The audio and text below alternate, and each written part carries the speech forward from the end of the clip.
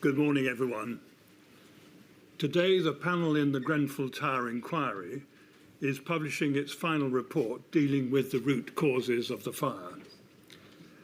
In phase one of the investigations, I examined the events of the 14th of June 2017, how the fire started, how it escaped from the flat where it had begun, and how it spread over the whole building with tragic consequences. My report on that series of events was published on the 30th of October 2019. In the second phase of the inquiry, the panel has been investigating the underlying causes of the fire with a view to identifying where mistakes were made and ensuring that a similar disaster cannot occur again. This second part of the investigations has taken longer than we had hoped, partly because of the broad scope of our terms of reference, and partly because, as our investigations progressed, we uncovered many more matters of concern than we had originally expected. As we discovered, it is not possible properly to understand the causes of the fire without understanding the way in which knowledge of the materials and methods of construction employed in the refurbishment developed over the course of time, what the government and others learnt about them, and how the regulations and guidance relating to their use developed during the same period. The information obtained in that part of our investigations provided the background to our examination of the refurbishment itself and the various decisions taken in the course of it, particularly in relation to the selection of materials. In addition, it has been necessary for us to examine the way in which fire safety at Grenfell Tower was managed, including the arrangements for fire risk assessments and the response to them, as well as the relationship between the tenant management organisation and the residents of the tower. The firefighting operations of the London Fire Brigade were considered in detail in my first report, but a number of questions relating to organisation and training could not be answered at that stage and were deferred for consideration in phase two. Also deferred to phase two were certain questions relating to the development of the fire, including the relative contributions of the different materials used in the cladding. Another important aspect of our terms of reference was to investigate the response of the authorities to the emergency. Finally, but most importantly, it was necessary for us to investigate in as much detail as the evidence would allow the circumstances surrounding the deaths of those who perished in the fire. The report we're publishing today contains our findings on all these and other matters. However, the simple truth is that the deaths that occurred were all avoidable, and those who lived in the tower were badly failed over a number of years and in a number of different ways by those who were responsible for ensuring the safety of the building and its occupants.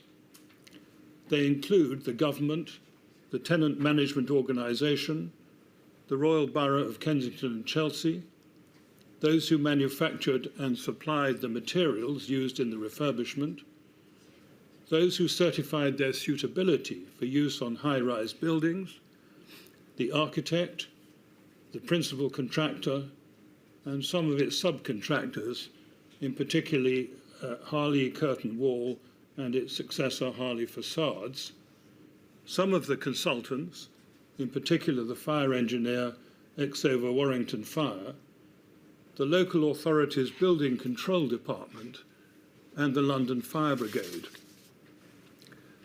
Not all of them bear the same degree of responsibility for the eventual disaster, but as our reports show, all contributed to it in one way or another, in most cases through incompetence, but in some cases through dishonesty and greed.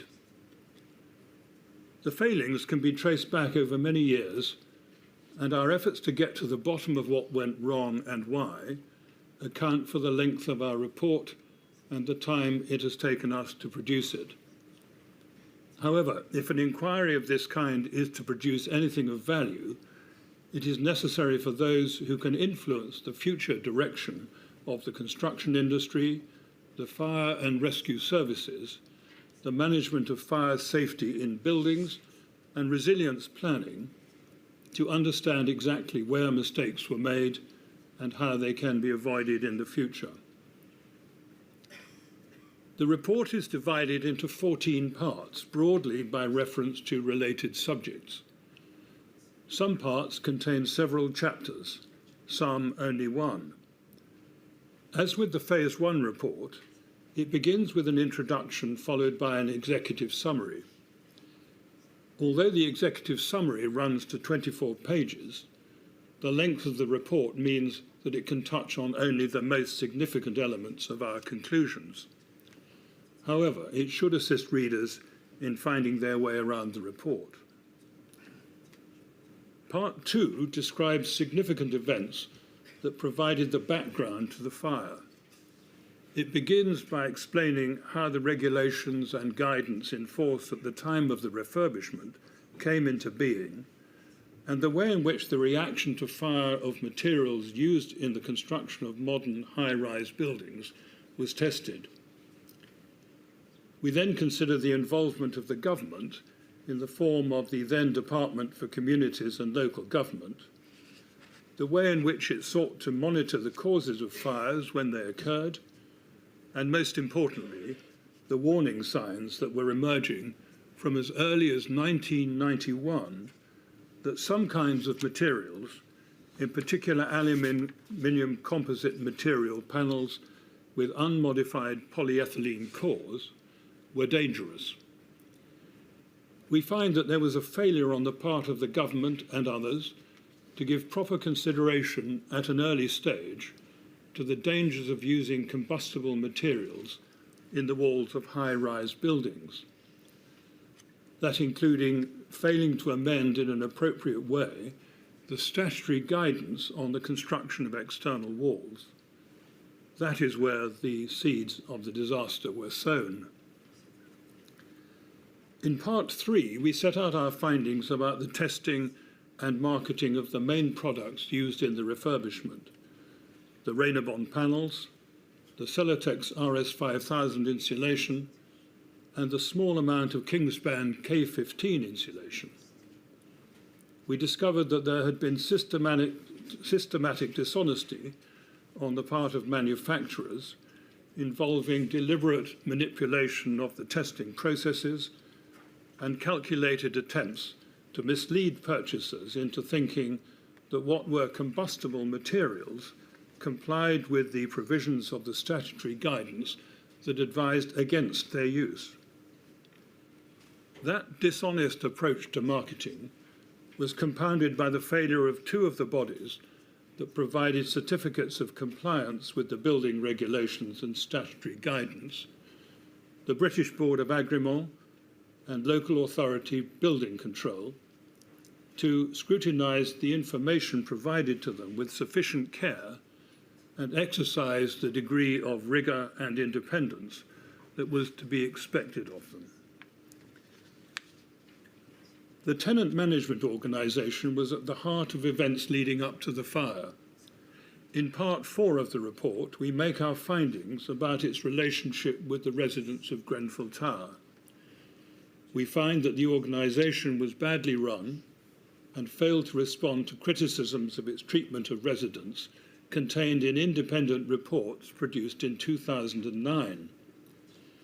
It is clear that for some years before the fire, relations between the TMO and residents were marked by distrust, antagonism, and increasingly bitter confrontation. We find that for the TMO to have allowed the relationship to deteriorate to such an extent reflects a serious failure on its part to observe its basic responsibilities. Part 5 of the report is concerned with the management of fire safety at the tower. Again, we find that the residents were badly let down. The picture is one of a persistent failure to give sufficient importance to the demands of fire safety, particularly the safety of vulnerable people, and a failure on the part of the Council to scrutinise that aspect of the organisation's activities adequately. Part of the reason for that was the failure of the Chief Executive, Robert Black, to ensure that the board of the TMO and the Council were kept properly informed of matters affecting fire safety. That was despite periodic expressions of concern by the London Fire Brigade about compliance with the fire safety order, all of which should have been drawn to their attention. The TMO's failure to attach sufficient importance to fire safety is illustrated by its reliance on a single person, Carl Stokes, as fire risk assessor for its entire estate, despite his lack of qualifications and experience, by its failure to carry out necessary remedial work identified in fire risk assessments promptly, by its failure to provide measures to mitigate the absence of an effective smoke ventilation system, and by its failure to introduce appropriate arrangements for inspecting and maintaining fire prevention systems, in particular self-closing devices on the entrance doors to individual flats. In addition, the TMO failed to maintain a reasonably accurate record of those residents of the tower who were vulnerable for one reason or another and likely to need help to escape if a fire occurred. Part 6 of the report contains our findings about the refurbishment itself, and again the picture is disturbing. First, the regulatory context in which the work was carried out was, in our view, unsatisfactory because the statutory guidance, which was treated by many in the construction industry, including those engaged on the refurbishment, as containing a sufficient statement of what was required, did not make it clear enough that it was subject to the overriding requirements of the building regulations. That was a particular problem in relation to the rain screen panels, which, although they satisfied the requirement in the guidance for a material with a Class 0 surface, contained a highly combustible core. But that is only the beginning. The tenant management organisation, as the client, manipulated the process of appointing an architect to design the refurbishment in order to avoid the need to invite open tenders for the architectural services. It did so because it wanted to appoint Studio E, the architect for the existing Academy and Leisure Centre project, despite the fact that it had no experience of overcladding a high-rise building. That turned out to have significant consequences because Studio E failed to recognise, as a reasonably competent architect should have done, that the insulation and rain screen chosen for the refurbishment were combustible and unsuitable for that purpose. ACM panels were chosen as the rain screen to keep down the cost. Neither Ryden, the principal contractor, nor Harley, its cladding subcontractor, was aware of the properties of the materials specified for use in the refurbishment, although Harley, as a specialist subcontractor dealing with cladding, should have been, and Ryden, as principal contractor, had its own responsibility to ensure the materials were suitable. One of the problems that afflicted the refurbishment was a failure on the part of all concerned to understand where responsibility for any particular decision lay. That was especially the case in relation to the choice of the rain screen. The generally prevailing view was that since aluminium composite material panels had been used on other buildings without apparent problems, they were suitable for use on the tower.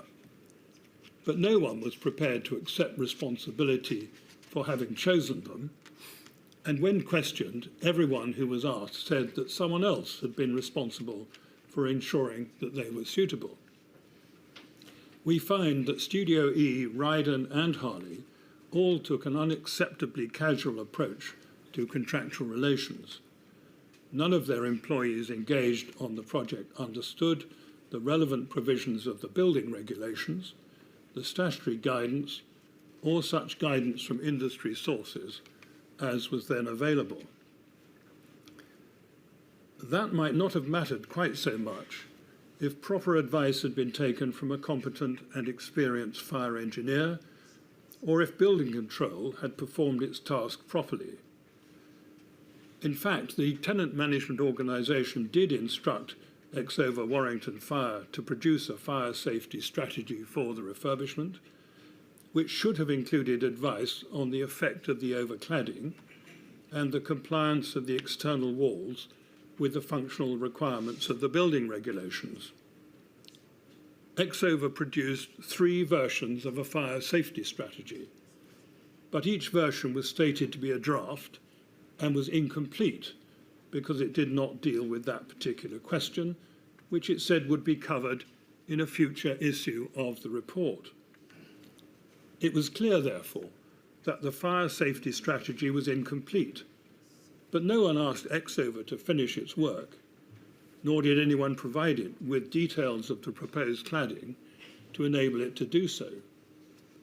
Exover itself failed to ask for the missing information or to complete the work it had been instructed to carry out.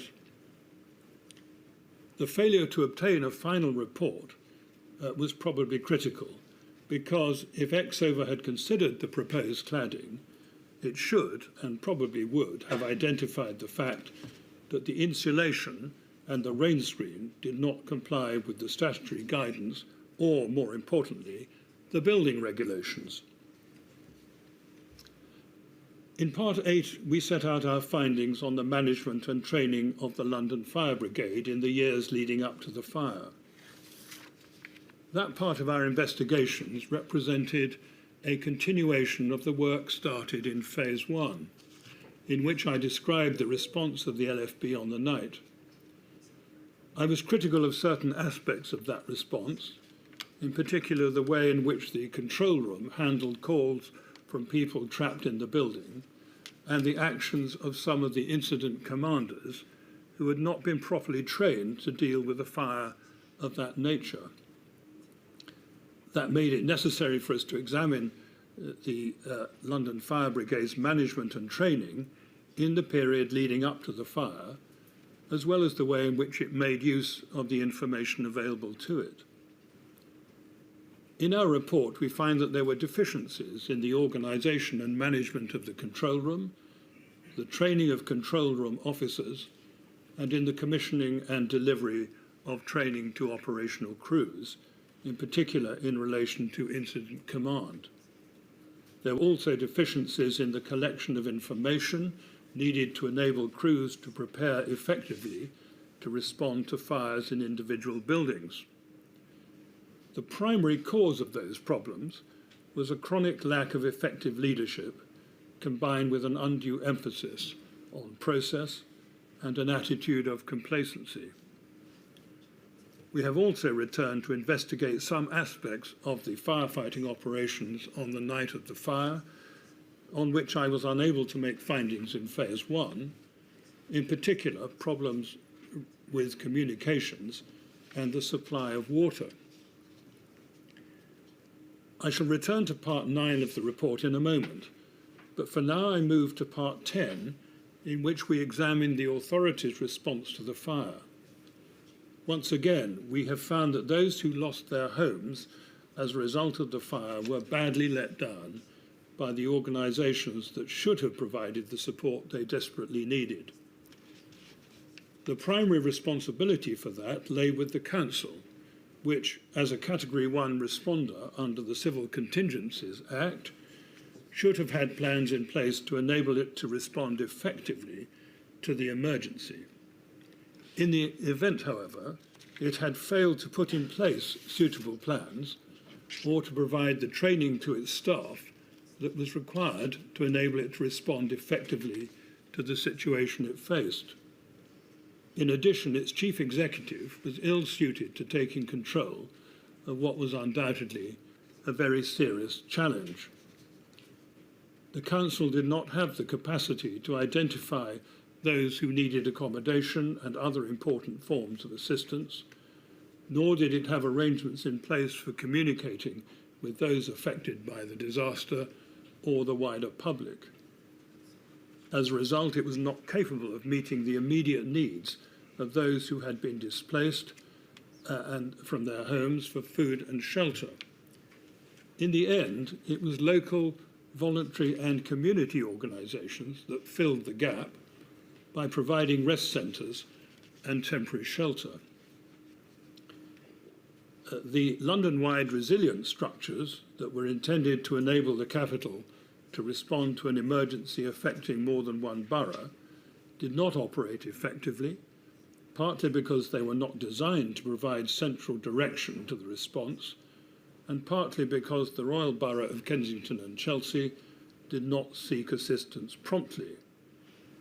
In the event, the government, in the form of a senior official in the Department for Communities and Local Government, brokered an arrangement under which the experienced town clerk of the City of London took control of the operation. An important chapter of this part records the evidence given by those who were personally affected by the fire. We are acutely aware that giving evidence, particularly giving evidence in public, was a difficult and daunting experience. We should therefore like to thank all of those who contributed to our investigations by giving evidence, both in the form of witness statements and by being willing to speak about their experiences in public. By doing so, they ensured that we received the fullest possible account of the events that unfolded in the days following the fire. In parts 11, 12 and 13 of the report, we deal with a number of different matters, including the experiments carried out by Professor Bisbee and Professor Torero on the materials used in the refurbishment. They confirmed that the Renabond aluminium composite material panels were the primary reason for the fire's devastating progress. Part 14 contains our recommendations. Although some steps have already been taken to respond to the many failures that we have identified, we think that more can and should be done to bring about a fundamental change in the attitudes and practices of the construction industry. Only such a change can ensure that in future buildings in general and higher risk buildings in particular are safe for those who live and work in them. We think that in different ways implementation of our recommendations will improve fire safety, particularly in high-rise buildings, and ensure that dangerous materials cannot be used in construction in the future. They will also improve the efficiency of fire and rescue services nationally. Our recommendations include, but are not limited to, the following: the appointment of a construction regulator to oversee all aspects of the construction industry, bringing responsibility for all aspects of fire safety under one government department, the establishment of a body of professional fire engineers properly regulated and with protected status, and the introduction of mandatory fire safety strategies for higher risk buildings, a licensing scheme for contractors wishing to undertake the construction or refurbishment of higher risk buildings, the regulation and mandatory accreditation of fire risk assessors, the establishment of a College of Fire and Rescue to provide practical, educational and managerial training to fire and rescue services, and the introduction of a requirement for the government to maintain a publicly accessible record of recommendations made by select committees, coroners and public inquiries, describing the steps taken in response to them or its reasons for declining to implement them. I now return to part 9 of the report, which is the most personal part and contains the most difficult reading. It contains a detailed account of the circumstances surrounding the deaths of those who perished in the fire. I did not refer to it earlier because it seemed to me fitting to end these proceedings as they began in May 2018 with a reminder that the fire at Grenfell Tower was above all a human tragedy in which many lives were lost, families were torn asunder, homes were destroyed, and a community was shattered. The detailed reconstruction we have provided will be for many one of the most important parts of our report.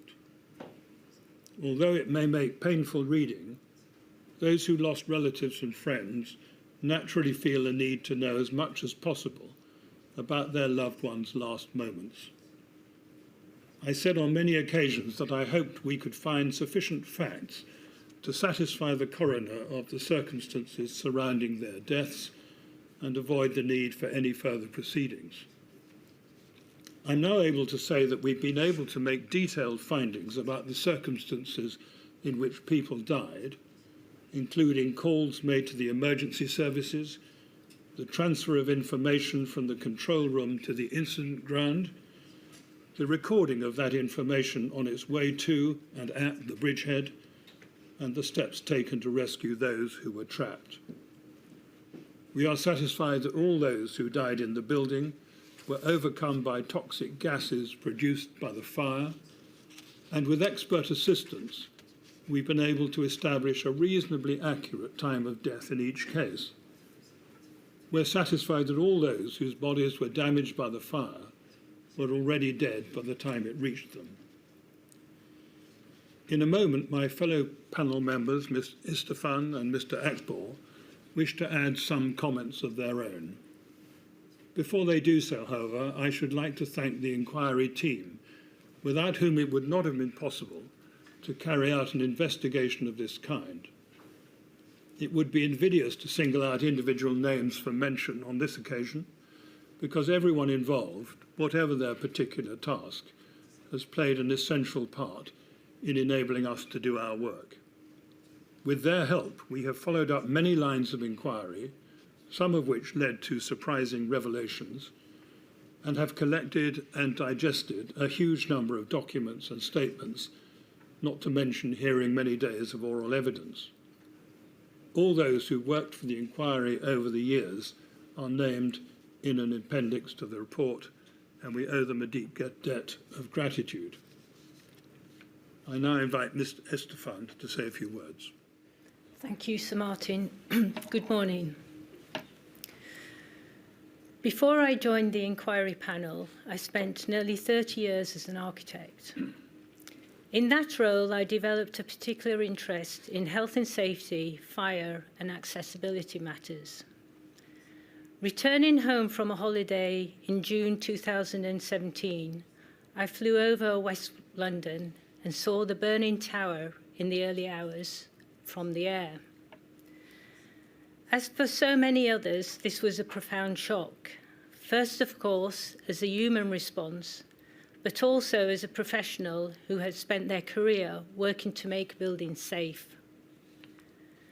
Throughout this inquiry, we have been determined to find out how such a disaster was possible and what needs to be done to save lives in the future. As Sir Martin has just summarised, we have found many failings across a wide range of institutions, organisations and individuals that spanned many years, which together have led to the terrible fire at Grenfell Tower. They include many failures of the construction industry, my own sector, which is where I will focus my comments on today.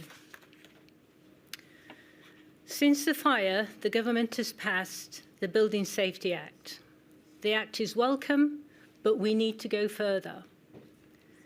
Our report identifies what we think is needed to make sure the legacy of Grenfell is real and brings about lasting and progressive change. Our recommendations place new burdens and responsibilities on people and organisations, I make no apologies for that. Put simply, if you work in the construction industry and you do not feel the weight of responsibility you have for keeping people safe, you are in the wrong job. The change we need to bring about is partly about structures and regulations. Sir Martin has set out the key points in what we have proposed, and the report explains our recommendations in detail. But the necessary change is also one of culture and behaviours. Change on this scale needs to be owned and led by those of us working in the sector. It is not enough to pass an Act of Parliament and to sit back and think the work is done. Without change in behaviour and a recognition that the needs of the people who use our buildings must be placed at the centre of our work, the lessons of Grenfell will not truly be learnt in full. One of the core themes of our report is technical incompetence of many of those involved in the refurbishment project. As hundreds of other buildings are now known to have similar cladding systems, it is clear that the problem of incompetence is widespread. It follows that part of the change that is needed to the culture of the industry is an ongoing commitment to the development of professional skills. If we are not professionally curious, we will not become technically competent. Again, this change needs everyone in the construction industry to play their part in the implementation of the inquiry's recommendations. We must also keep at the very forefront of our minds our responsibilities towards those who are most vulnerable. At Grenfell, a significant number of those who died were children, had disabilities, or were vulnerable in other ways. The risks posed by a particular building and the right response to those risks are always as diverse as the people who live or work in it. That is why we recommend that the government thinks again about defining higher risk buildings solely by reference to their height.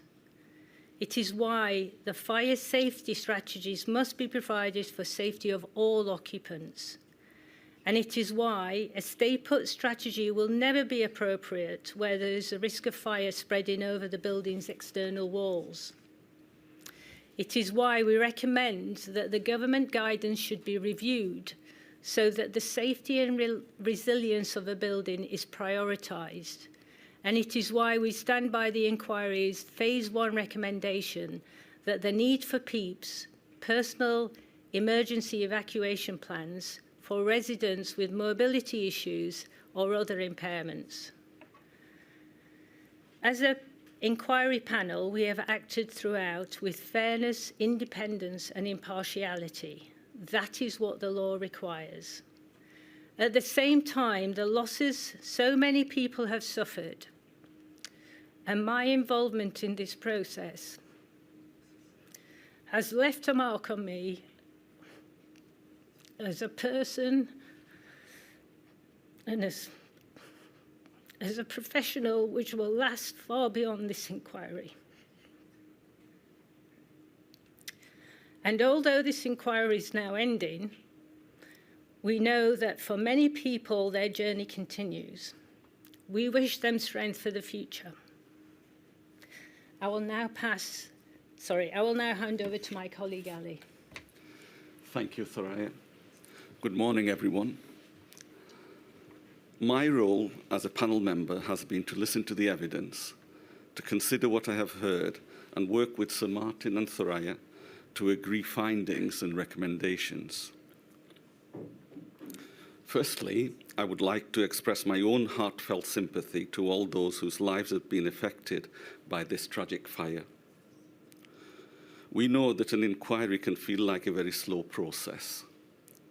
But what I can say is that we have been painstakingly thorough and that we present our report to you with confidence in its veracity. Secondly, I would like to say that I grew up in council housing. I was involved in creating social housing organisations. I was chief executive of a housing association for over 20 years. What I can say is that working on the inquiry has had a profound impact on me personally and as a social housing professional. In social housing, we often say that we put our tenants at the heart of what we do, but it is not enough just to pay lip service to that ideal. In our report, we look at the relationship between Kensington and Chelsea Tenant Management Organisation and its residents before the fire. We find that it was one of distrust, dislike, personal antagonism, and anger.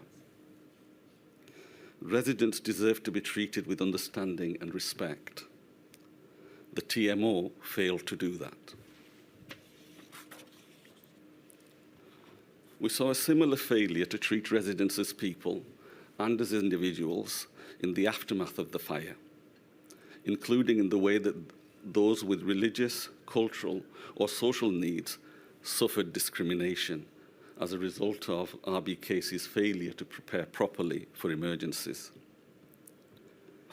It was obvious to me from watching and listening to evidence being given at the hearing that there were two different groups of people: those who lived at Grenfell and those who worked for the TMO, RBKC, and their agents.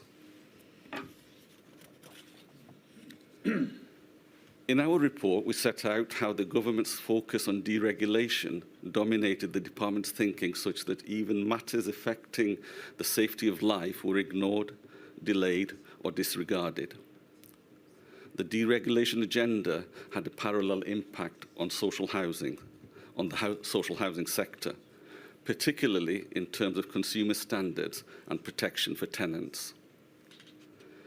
The effects of that can be seen in the many failings of the TMO, which we set out in our report, and which were not prevented or addressed by the regulatory system then in place. Parliament has now passed the Social Housing Regulation Act, which will enhance the powers of the regulator in support of stronger consumer standards, and which stresses the need for involvement and empowerment of tenants, and the reintroduction of inspection of landlords. In my view, this was not a moment too soon. Our report underlines why its full implementation is so important and so urgent. I have focused so far on the TMO's role as a social housing provider. The TMO played an important part in the refurbishment of Grenfell Tower in its role as the project's client. We have found that the TMO paid insufficient care in its choice of architect and failed to pay enough attention to fire safety.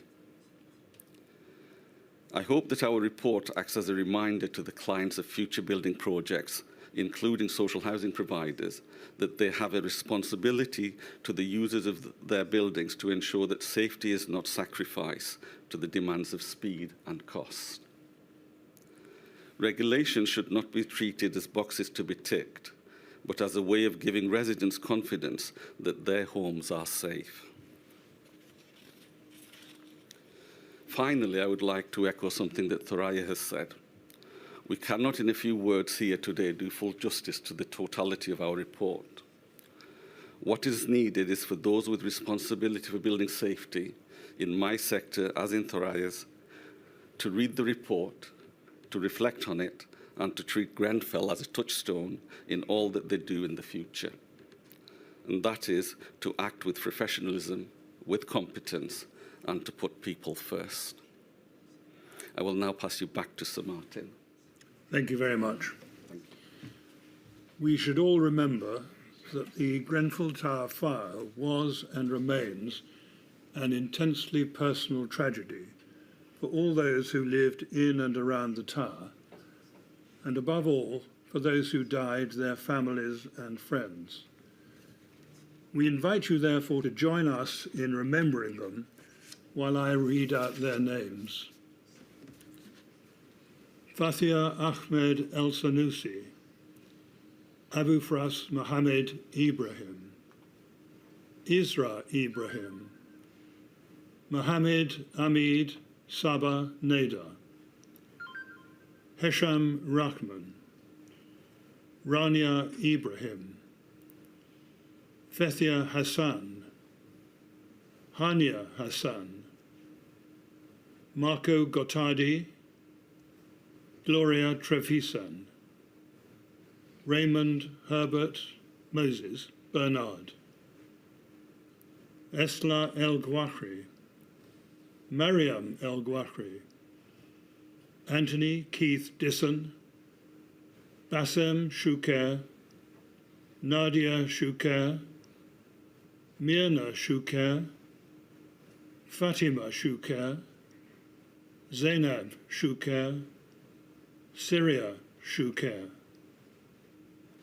Hashim Kadir, Nura Jamal, Yahya Hashim, Firdoz Hashim, Yaqub Hashim, Abdulaziz El-Wahhabi, Fazia El-Wahhabi, Yassin El-Wahhabi, Nur Huda El-Wahhabi, Mehdi El-Wahhabi, Ligaya Moore, Jessica Urbano Ramirez, Omar Belkadi, Farah Hamdan, Malak Belkadi, Lina Belkadi, Mary Mendy, Khadija Say, Victoria King, Alexandra Atala, Mohammed Nur Tuku, Amal Ahmadine, Amaya Tuku Ahmadine, Amna Mahmoud Idris, Majri Vital, Ernie Vital, Debbie Lamprell, Gary Maunders, Bechti Haftom, Baruch Haftom,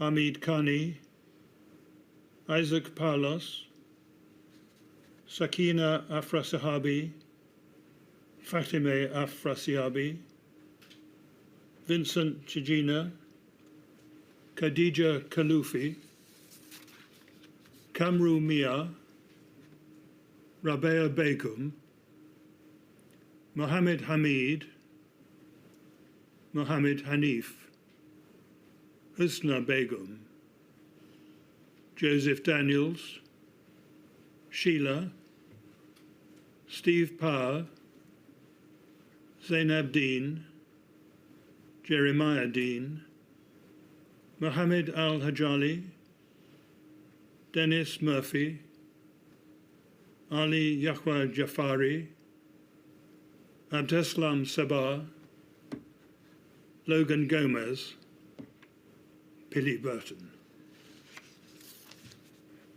Thank you all very much.